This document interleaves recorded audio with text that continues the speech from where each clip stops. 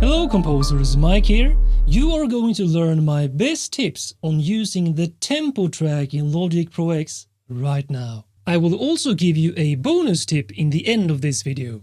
So here is a fantasy-style cinematic trailer composition, and as you can see up here, the tempo is 140. Well, that is not the case for the entire composition, because I have in fact used Logic's tempo track to add movement and variation with tempo automation.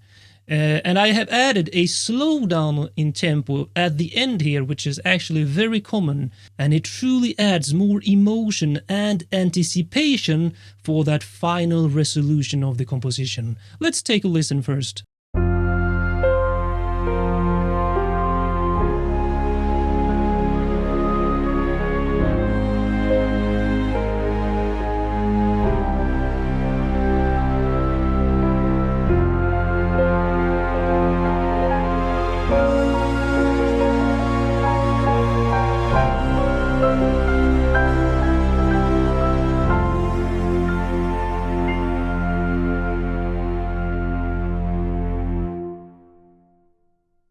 So to access the Logic's tempo track, you simply press G on your keyboard to open up the global tracks up here. And if you right-click on one of these global tracks, you can either add or remove a global track. So let's say you want to add the marker track. Well, let's do that. Now we have the marker track here.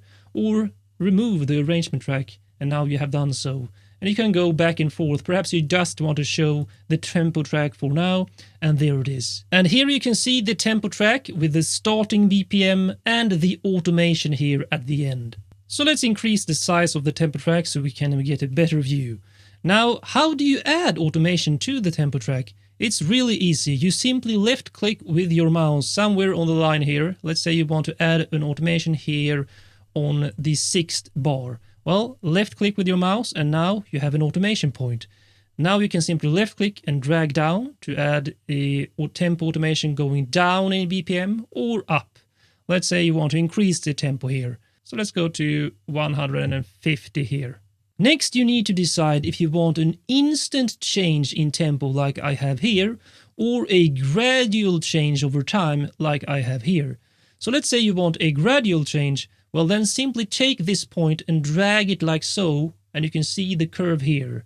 When you create a curve like this, it takes this point and the previous points and make a curve between them. So if you want the change to go from, let's say, bar 5 to 6, well then let's add a new point here, and now the curve will be shaped from this point to this point. So now you simply grab this point and you choose what kind of shape you want for this tempo change curve. Now, if you want a more detailed overview of all your tempo changes in your composition, you can press D to open up the list editors and choose the tab Tempo. Here you can see each point in the tempo track and which bar line, for example. You can take this one and left click and move it, for example, to bar 4, like so. You can also change the tempo. Let's say you want to go to 160 by clicking here, typing in 160, and I find that you get more precision in the list editor over here. And here's another tip. You can actually access this detailed tempo tab even faster, because let's say you have been in the marker track. Next time you press D to go into the list editors, it will remember that you will need to change to the tempo here.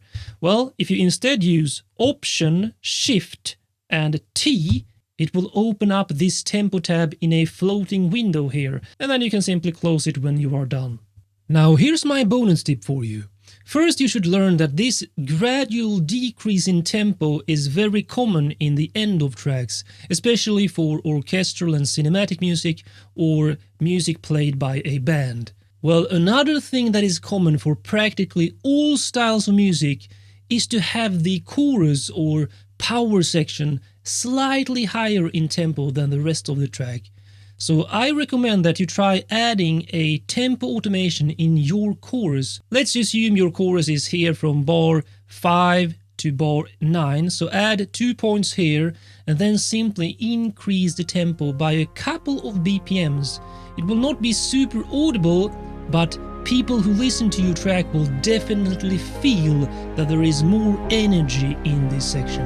Check out my complete video series on Logic Pro X tutorials and tips here on my channel. Learn and master Logic Pro X to boost your music composition and production workflow.